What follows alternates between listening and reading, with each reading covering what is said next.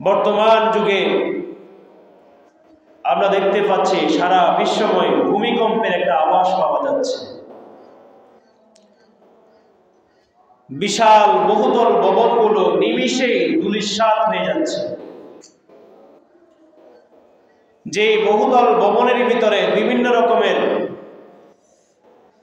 দামি দামি কারুকার্য করে এটাকে তার শান্তির জায়গা মনে করেছে, এটাকে তার আপন স্থান মনে করেছে, সামান্য একটা ভূমিকম্পর সাথে সাথেই সেই বহুতল ভবন নিমিষেই শেষ হয়ে যাচ্ছে।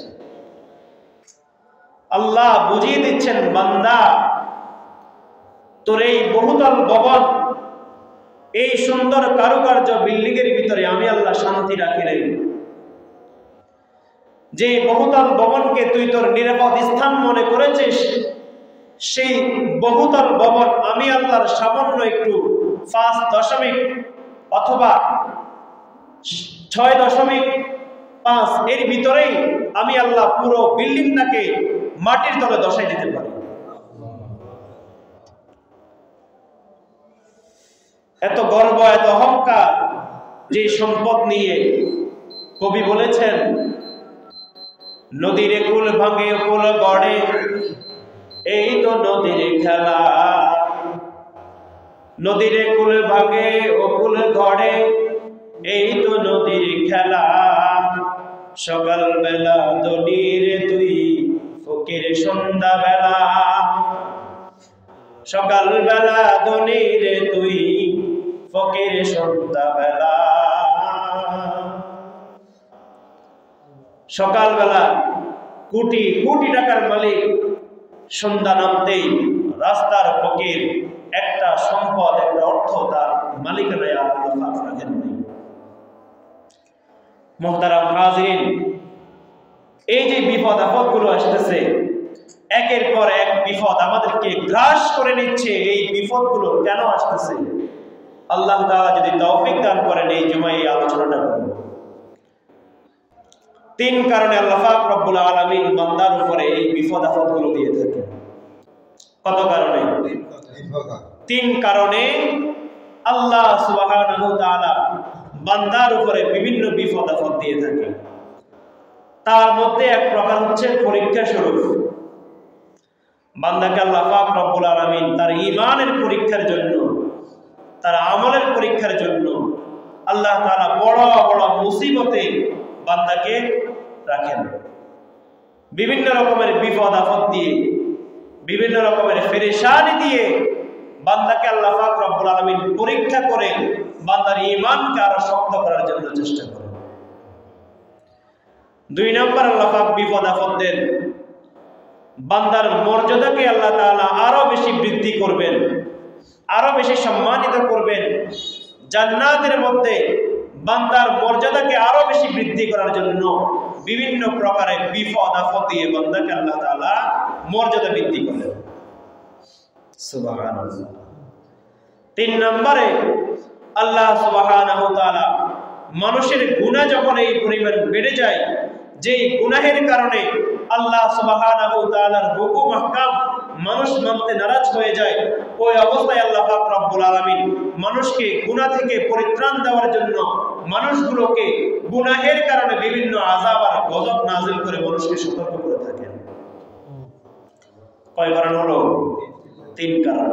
আবার বলি, 1 কারণ বান্দাকে আল্লাহ পাক রব্বুল আলামিন পরীক্ষা করার জন্য। 2 নম্বর কারণ হচ্ছে বান্দার মর্যাদা বৃদ্ধির জন্য। 3 নম্বর কারণ হচ্ছে বান্দাকে আল্লাহ পাক রব্বুল আলামিন গুনাহের কারণে সতর্ক করার জন্য এই বিপদ আপদ গুলো দিয়ে থাকে। কোরআন ও হাদিসের আলোকে এই 3 প্রকার নিয়ে আজকে আলোচনা করব। পরীক্ষা স্বরূপ আল্লাহ পাক যে বিপদ আপদ দিয়ে থাকেন, এর দলিল কি? কোরআনে কারীমের 2 নম্বর সূরা, সূরাতুল বাকারার 155 নম্বর আয়াতের মধ্যে আল্লাহ পাক রব্বুল আলামিন এই বিষয়টি আলোচনা করেছেন। আল্লাহ পাক বলেন, وَلَنَبْلُوَنَّكُمْ بِشَيْءٍ مِّنَ الْخَوْفِ وَالْجُوعِ وَنَقْصٍ مِّنَ الْأَمْوَالِ وَالْأَنفُسِ وَالثَّمَرَاتِ وَبَشِّرِ الصَّابِرِينَ الصابرين আল্লাহ সুবহানাহু ওয়া তাআলা বলেন মাঝে মাঝে আমি আল্লাহ সুবহানাহু ওয়া তাআলা বান্দাকে পরীক্ষা করার জন্য কিছু বিপদ দিয়ে থাকি। সেই বিপদে কি হয়, এরপরে হচ্ছে তার বিভিন্ন ফসলাদি, তার বাগানকে, তার ফসলাদিকে বিভিন্ন রকমের রোগ ব্যাধি দিয়ে, বিভিন্ন রকমের দুর্যোগ দিয়ে সেগুলোকে আমি আল্লাহ ধ্বংস করে দিই। গত 2 বছর যাবৎ আমাদের দেশে বন্যা হচ্ছে নি। এই বন্যা কি আমরা মনে করি আমাদের জন্য শুধু গজব হিসেবে আসছে? কোরআনে কারিমের এই আয়াতের মাধ্যমে আল্লাহ পাক বুঝিয়েছেন শুধু গজবের জন্য নয়, আমি আল্লাহ তোমাকে পরীক্ষা করার জন্যও তো এই বন্যাটা আমি আল্লাহ তোমাদের উপরে চাপিয়ে দিয়েছি। তোমাদের ফসলাদি, তোমাদের ধন সম্পদকে কিছুটা ক্ষতিগ্রস্ত করবে, আমি আল্লাহ পাক রব্বুল আলামিন তোমাদেরকে পরীক্ষা করতেছি। এরপরে আল্লাহ পাক রব্বুল আলামিন আয়াতের শেষের দিকে বলতেছেন ওয়াবাশশিরিস সাবিরিন, যারা ধৈর্য ধারণ করবে এই অসুস্থতা, এই বিপদে যারা ধৈর্য ধারণ করবে, আল্লাহ পাক রব্বুল আলামিন তাদের জন্য সুসংবাদ রেখেছেন। সুসংবাদ কি? তাদেরকে আমি আল্লাহ পাক রব্বুল আলামিন ওই ক্ষতির বদৌলতে এমন কিছু নিয়ামত দান করব, যে নিয়ামতটা আমি আল্লাহ পাক রব্বুল আলামিন আগের নিয়ামতের চাইতেও বেশি দামি করে দেব। তাহলে 1 নম্বর যে পরীক্ষা করার জন্য আল্লাহ পাক বিপদ আপদ দিয়ে থাকেন, প্রমাণ পেয়ে গেলাম। 2 নম্বর মর্যাদা বৃদ্ধির জন্য আল্লাহ পাক রব্বুল আলামিন বিভিন্ন বিপদ আপদ দিয়ে থাকেন। দলিল সুনান ইবনে মাজাহ 4023 নম্বর হাদিসের মধ্যে আল্লাহ রাসূল সাল্লাল্লাহু আলাইহি ওয়াসাল্লাম বলেন কুলতু ইয়া রাসূলুল্লাহ আইয়ুন নাসি আশাদ্দু বালা ক্বালাল আম্বিয়া সুম্মাল আমসালু ফাল আমসাল। সাদ ইবনে আবি ওয়াক্কাস রাদিয়াল্লাহু তাআলা আনহু আশারায়ে মুবাশশারা জান্নাতের সুসংবাদ পেয়েছে এমন 10 জন সাহাবীদের মধ্য থেকে সাদ ইবনে আবি ওয়াক্কাস রাদিয়াল্লাহু তাআলা আনহু আছেন। তিনি বলেন একবার রাসূল আকরাম সাল্লাল্লাহু আলাইহি ওয়াসাল্লামকে জিজ্ঞাসা করলাম, ইয়া রাসূলুল্লাহ, ইয়া হাবিবাল্লাহ, আল্লাহ পাক রব্বুল আলামিন দুনিয়াতে কাকে বেশি বালা মুসিবত দিয়ে থাকেন, কাকে বেশি বিপদ আপদ দিয়ে থাকেন? আমরা তো মনে করি আল্লাহ পাক মনে আমাকে বেশি অপছন্দ করে, আল্লাহ পাক আমাকে অপছন্দ করার কারণে বিভিন্ন বিপদ আপদ আমার উপরে চাপিয়ে দেয়। আল্লাহ কারো সন্তান দেখে না, শুধুমাত্র আমার সন্তানকে বুঝে পাইছে। বলেনি এমন? মহিলারা অনেক রকমের গালিগালাজ করে তার সন্তান যখন আল্লাহ নিয়ে যায়, এটা আল্লাহ পাক আমানত দিয়েছেন, আবার আমানত দিয়ে গেছে। বিপদ আপদ আল্লাহ পাক রব্বুল আলামিন কাকে বেশি দেন? ইবনে মাজাহ 4023 নম্বর হাদিসের মধ্যে আল্লাহ রাসূল বলেন সর্বপ্রথম বেশি বেশি বালা মুসিবত আল্লাহ পাক দান করেন আম্বিয়া কিরামকে। আমরা তো আম্বিয়া কিরামের ইতিহাস আলোচনা করতেছিলাম, যেহেতু এই সপ্তাহে আমরা বর্তমান প্রেক্ষাপট নিয়ে আলোচনা করছি, এই জন্য ধারাবাহিক আলোচনা একটু পিছিয়ে দিলাম। আম্বিয়া কিরামরা কি পরিমাণ কষ্ট করেছে আপনারা ইতিমধ্যে জেনে গেছেন। সবচেয়ে বেশি বালা মুসিবত আল্লাহ পাক রব্বুল আলামিন আম্বিয়া কিরামকে দিয়ে থাকেন।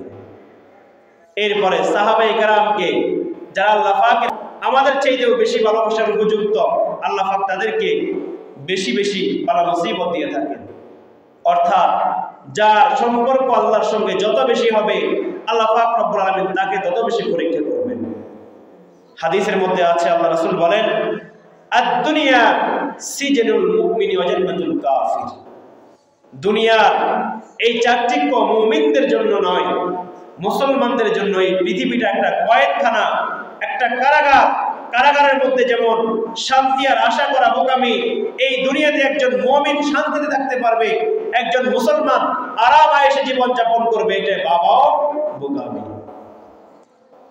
তাহলে আল্লাহ রাসূল সাল্লাল্লাহু আলাইহি ওয়াসাল্লামের কওল অনুযায়ী মর্যাদা বৃদ্ধির জন্য, সম্মানিত করার জন্য আম্বিয়া কিরামকে আল্লাহ পাক রব্বুল আলামিন বেশি বেশি বালা মুসিবত দিয়ে থাকেন।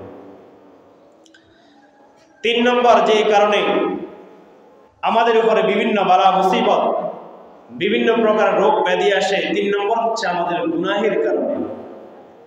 দুনিয়াতে যখন গুনার প্রভাব বেড়ে যাবে, যখন মানুষের মাঝে গুনাহ করার প্রবণতাটা বেড়ে যাবে, তখন আল্লাহ পাক রব্বুল আলামিন বিভিন্ন রকমের বালা মুসিবত দিয়ে বান্দাকে পরীক্ষা করবেন।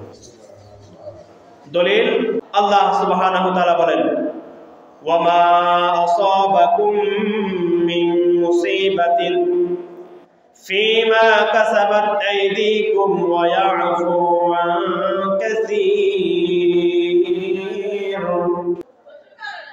আল্লাহ পাক রব্বুল আলামিন বলেন, যখন তোমাদের উপরে বিভিন্ন রকমের বিপদ আপদ বালা মুসিবত আসবে, তখন মনে মনে ভাবি নিও এটা তোমাদের হাতের কামাই। কার কামাই? হাতের কামাই। যে বিপদ আপদ আমাদের মাঝে আসতেছে, বুঝতে হবে আমাদের হাতের কামাই। আমরাই গুনাহ করে করে এই বিপদগুলোকে আমাদের মাঝে নিয়ে আসতেছি। এই আয়াতের মাধ্যমে বোঝা যায় পৃথিবীতে বেশিরভাগ বালা মুসিবতগুলো বান্দার গুনার কারণে হয়ে থাকে। বান্দার গুনার কারণে হয়ে থাকে। কয়েকটা গুনার কারণে আমাদের মাঝে বালা মুসিবত আসতেছে। সেই গুনাহ সম্পর্কে যদি আমরা জানতে পারি, তাহলে সেই সম্পর্কে সতর্ক থাকতে পারবো। তা থেকে আল্লাহ পাক রব্বুল আলামিন আমাদেরকে বাঁচিয়ে রাখবেন ইনশাআল্লাহ। 1 নম্বর হচ্ছে, বান্দা যখন আল্লাহর ইবাদত থেকে, আল্লাহর বান্দিগি থেকে, আল্লাহর ইবাদত থেকে বান্দা যখন গাফিল হয়ে যায়, তখন আল্লাহ সুবহানাহু ওয়া তাআলা বিভিন্ন রকমের রোগ ব্যাধি, বিভিন্ন রকমের বালা মুসিবত দিয়ে বান্দাকে পরীক্ষা করেন। 1 নম্বর কি? আল্লাহ থেকে বান্দা যখন গাফিল হয়ে যায়, আল্লাহর বিধিবিধান, আল্লাহর রাসূলের হুকুম আহকাম, আল্লাহর রাসূলের তরিকা থেকে যখন মানুষ দুনিয়ার দিকে ধাবিত হয়ে যায়, আল্লাহ তাআলা বলেন ওই বান্দার জন্য আমি আল্লাহ রব্বুল আলামিন বিভিন্ন রকমের বিপদ আপদ পাঠাই। সূরা তাহা 124 নম্বর আয়াত থেকে 127 নম্বর আয়াত পর্যন্ত আল্লাহ পাক রব্বুল আলামিন এই বিষয়গুলো আলোচনা করেছেন। আল্লাহ পাক রব্বুল আলামিন কি বলেন? ওয়ামান আরাদা আন যিকরি ফাইন্না লাহু মাঈশাতান দানকান ওয়া নাহশুরুহু ইয়াওমাল কিয়ামাতি আমা। আল্লাহ পাক রব্বুল আলামিন বলেন, বান্দা যখন দুনিয়া নিয়ে ব্যস্ত হয়ে যায়, আমি আল্লাহ সম্পর্কে যখন গাফিল হয়ে যায়, তখন আমি আল্লাহ পাক রব্বুল আলামিন তাকে বিভিন্ন রকমের বিপদ দিয়ে থাকি। 1 নম্বর বিপদ কি? আল্লাহ পাক বলেন 1 নম্বর বিপদ হচ্ছে আমি আল্লাহ পাক রব্বুল আলামিন দুনিয়ার জীবনে তার আয় রোজগারকে, তার সহায় সম্পত্তিকে, তার শান্তিকে আমি আল্লাহ সংকুচিত করে দিই, কমিয়ে দিই। বিভিন্ন রকমের অভাব অনটনে বান্দা নিপতিত হবে, বিভিন্ন রকমের কষ্টে তার জীবন যাপন হবে। লক্ষ লক্ষ টাকা ইনকাম করবে, কিন্তু তার জীবনটা সংকুচিত হয়ে যাবে, বিপদ কাটবে না। এদিকে খরচ করতে গেলে আরেকদিকে খরচ দাঁড়িয়ে যায়। হয় না আমাদের জীবনে এমন? যত টাকা ইনকাম করি, মাস শেষে টাকা নেই, মাস শেষে সেই অভাব অনটন, মাস শেষে সেই কষ্ট আমাদের পিছু ছাড়ছেই না। হয় না আমাদের এমন? কোরআনে কারীমের আয়াত। এরপরে আর কি? আল্লাহ পাক বলেন 2 নম্বর বিপদ দুনিয়াতে নয়, বরং আখিরাতে আমি দিব। আল্লাহ বলেন, ওয়া নাহশুরুহু ইয়াওমাল কিয়ামাতি আমা। আমি আল্লাহ পাক রব্বুল আলামিন কাল কিয়ামতের ময়দানে যখন তাকে আমি উপস্থিত করব, তো তাকে আমি অন্ধ করে উপস্থিত করব। কি করে? 2 চোখ ছাড়া অন্ধ করে উপস্থিত করব। এবার সেই বান্দা আল্লাহ পাককে জিজ্ঞাসা করবে, আল্লাহ দুনিয়াতে তো আমার চোখ ছিল, এখন চোখ কই? চোখ ছাড়া আমাকে কেন উঠাইলেন? সেই দলিল সূরা তাহা, ক্বালা রাব্বি লিমা হাশারতানি আমা ওয়া ক্বাদ কুনতু বাসীরা। ও আল্লাহ, দুনিয়ার জমিনে আমার তো 2টা চোখ ছিল, আজকে সেই চোখগুলো কোথায়? আল্লাহ, দুনিয়াতে তো আমার চোখ ছিল, আজকে আমাকে কেন অন্ধ করে উঠাইলেন? এই আয়াতের পরবর্তী যে আয়াত আল্লাহ পাক রব্বুল আলামিন বলেন, ক্বালা কাযালিকা আতাতকা আয়াতুনা ফানাসিতাহা ওয়া কাযালিকাল ইয়াওমা তুনসা। আল্লাহ পাক রব্বুল আলামিন বলেন, তুমি বান্দা যেমন করে দুনিয়াতে আমি বিভিন্ন বিধিবিধান কোরআনে কারীমকে পাঠাইছিলাম, রাসূলকে প্রেরণ করেছি, উলামায়ে কেরামের মাধ্যমে তোমার কানে কানে কথাগুলো বুঝাইয়া দিছিলাম, শুনাইয়া দিছিলাম, তুমি যেমন করে কানটাকে বন্ধ করে চলছিলা, যেমন করে মানার চেষ্টা করো নাই, আবার বিধিবিধানকে ভুলে ভুলে তোমার জীবনকে তুমি সাজিয়েছ, আজকের এই সময় এসে আমি আল্লাহ তোমাকে ভুলে গেলাম। এরপরে কি গুনার কারণে? এক নম্বর গুনাহ বলছিলাম যে এই গুনার কারণে আল্লাহ পাক বিভিন্ন রকমের পরীক্ষা করে থাকেন। এক নম্বর হচ্ছে আল্লাহ থেকে গাফেল হয়ে গেলে আল্লাহ পাক রব্বুল আলামিন বিপদ দিয়ে থাকেন। দুই নম্বর হচ্ছে অঙ্গীকার ভঙ্গ করলে, মানুষের সাথে ওয়াদা খেলাফ করলে এবং ন্যায় বিচার না করলে আল্লাহ পাক রব্বুল আলামিন কি বিপদ দেন সে সম্পর্কে আল্লাহ রাসূল সাল্লাল্লাহু আলাইহি ওয়াসাল্লাম বলেন, মুয়াত্তা মালিক, যখন ন্যায় বিচার সমাজ থেকে চলে যাবে, যখন ন্যায় বিচার সমাজ থেকে চলে যাবে, যখন ন্যায় বিচার দেশ থেকে চলে যাবে, যখন ন্যায় বিচার ওয়ার্ড থেকে চলে যাবে, যখন ন্যায় বিচার ইউনিয়ন থেকে চলে যাবে, যখন ন্যায় বিচার উপজেলা থেকে চলে যাবে, যখন ন্যায় বিচার জেলা থেকে চলে যাবে, যখন ন্যায় বিচার দেশ থেকে চলে যাবে, যখন ন্যায় বিচার সারা বিশ্ব থেকে উঠে যাবে, তখন আমি আল্লাহ পাক রব্বুল আলামিন তাদেরকে কি করব? শাস্তি একটু করে বলতেছেন, আবার বলতেছেন যখন রক্তপাত বেড়ে যাবে, মানুষ মানুষকে হত্যা করবে, কি কারণে হত্যা করেছে সে নিজেও জানে না। এই দুইটা কাজ করলে আল্লাহ পাক বলেন, ওয়ালা খাতারা কওমুন বিল আহদি ইল্লা সালাতু আলাইহিমুল আদু, যখন মানুষ চুক্তি ভঙ্গ করবে, কয়টা ভুল? এক নম্বর, মানুষ যখন ন্যায় বিচার করবে না। দুই নম্বর, যখন মানুষ রক্তপাত করবে। তিন নম্বর, যখন মানুষ ওয়াদা ভঙ্গ করবে। আল্লাহ পাক বললেন, ইল্লা সালাতু আলাইহিমুল আদু, আমি আল্লাহ পাক রব্বুল আলামিন তাদের উপর জালেম শাসককে নিযুক্ত করে দেব। তাহলে আমাদের উপর যদি জালেম শাসক আসে, বুঝতে হবে সেটা কার গুণের কারণে? আমাদের গুণের কারণে আল্লাহ পাক রব্বুল আলামিন জালেম শাসককে আমাদের উপর নিযুক্ত করে দিয়েছে। আল্লাহু আকবার। এরপরে বিপদ কেন আসে? তারপর নম্বর গুনাহ, যাকাত আদায় না করলে। কি আদায় না করলে? আমাদের সমাজ এখন যাকাতকে জরিমানা মনে করা হয়। আল্লাহ তৌফিক দিলে কোনো এক সময় যাকাত সম্পর্কে আলোচনা করব। এরপরের যেই কারণ, যেই গুনাহের কারণে আমাদের উপরে বিভিন্ন রকমের বিপদ আপদ আছে, সেটা হচ্ছে জেনা, ব্যভিচার, বেহায়া, তারপরে আপনার বিভিন্ন রকমের অশ্লীল কাজের জন্য আল্লাহ পাক রব্বুল আলামিন বিভিন্ন রকমের আযাব ও গজব বান্দার উপর নাযিল করেন। দলিল ইবনে মাজাহ 4019 নম্বর হাদিসের মধ্যে আল্লাহ রাসূল বলেন, যখন জাতির মধ্যে অশ্লীলতা ছড়িয়ে পড়ে, তখন সেখানেই মহামারী আকারে ফ্লে রোগ সহকারে এমন কিছু রোগ আসে, যে রোগ ইতিপূর্বে আল্লাহ পাক রব্বুল আলামিন কোনো বান্দাকে, কোনো মানুষকে দেননি। আমরা দেখেছি বিভিন্ন রকমের প্লেগ রোগ, অসুস্থতা, এমন কিছু অসুস্থতা আমাদের মাঝে আসতেছে, যে অসুস্থতাগুলো ডাক্তাররা বলতেছে ইতিপূর্বে এমন রোগ আমরা কোনোদিন আর দেখিনি। কথা ঠিক নেই? এরপরে শেষ নম্বরে যেই কারণ, সেটি হচ্ছে সুদী লেনদেনের কারণে এবং ঘুষ খাওয়ার কারণে আল্লাহ সুবহানাহু ওয়া তাআলা বান্দার উপরে বিভিন্ন রকমের আযাব আর গজব নাযিল করেন। হাদিস বলার সময় নেই, লম্বা হাদিস। বলেন তো, আমাদের সমাজে, আমাদের দেশে 10টা ফ্যামিলি একসাথে এমন পাওয়া যাবেনি যে 10টা ফ্যামিলির একটা ফ্যামিলিও সুদের সঙ্গে সম্পৃক্ততা নাই? আছে? বিভিন্ন এনজিওর সঙ্গে কিস্তির নামে বিভিন্ন রকমের হয় সুদ খাচ্ছি অথবা সুদ দিচ্ছি। কেউ কেউ ব্যাংকের মধ্যে টাকা রাখে, এই নিয়ে একদিন আলোচনা করব। ব্যাংকের মাধ্যমে আমার এক মুরব্বীর সঙ্গে আমার দেখা, তো উনি বলতেছেন যে হুজুর দোয়া করবেন, গাছ লাগাইছি শুধু ফলের অপেক্ষায় আছে। আমি জিজ্ঞাসা করলাম সেটা কি? আবার মুরব্বী বলতেছেন, ব্যাংকে আমার জমিন বিক্রি করে 50 লাখ টাকা রাখছে হুজুর, ওইখান থেকে প্রতি মাসে মাসে যেই টাকাটা আসবে সেটা দিয়ে আমার সংসার চলবে। চিন্তা করেন, এই বয়সে এসে তিনি গাছ লাগিয়ে ফল খাচ্ছেন।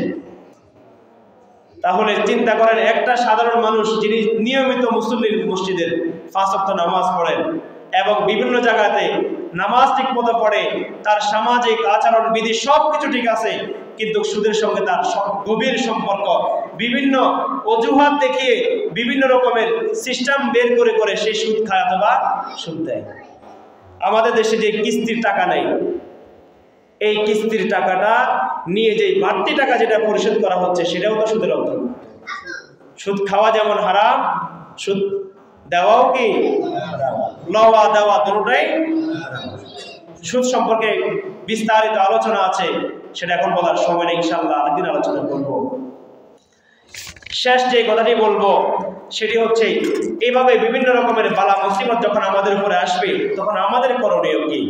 এক নম্বর হচ্ছে, যে সকল গুণের মধ্যে আমি লিপ্ত আছি সবার কথা বাদ দিলাম, ওই ব্যক্তি নামাজ পড়ে না, ওই ব্যক্তি সুদ খায়, ওই ব্যক্তি ঘুষ খায়, অমুকের স্ত্রী পর্দা করে না, অমুকের মেয়ে পর্দা করে না, অমুকের ছেলে অমুক মেয়েকে নিয়ে ফালাই গেছে, এত কথা বলার দরকার নেই।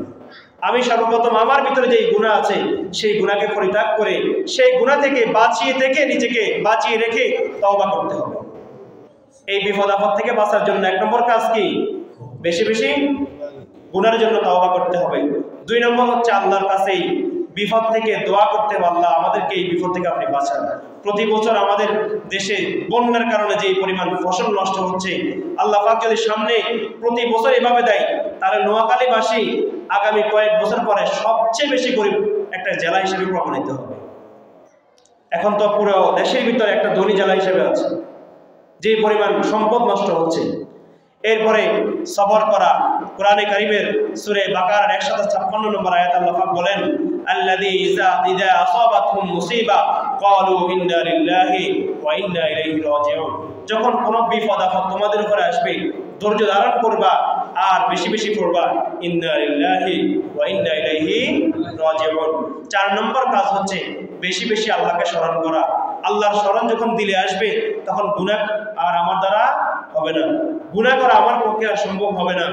এরপরে 5 নম্বর হচ্ছে তাকদীরের উপরে বিশ্বাস করা।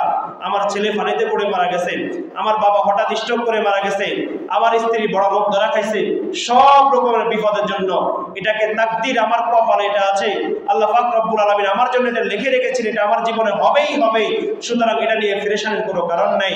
এই তাকদীরকে বিশ্বাস করলে আমাদের জীবনে আর পেরেশানি আসবে না।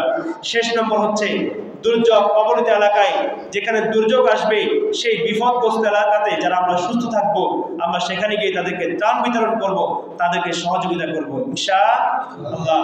এই কাজগুলো করলে আশা করি আল্লাহ পাক রব্বুল আলামিন বিভিন্ন বিপদ আপদ থেকে আমাদেরকে হেফাজত করবেন।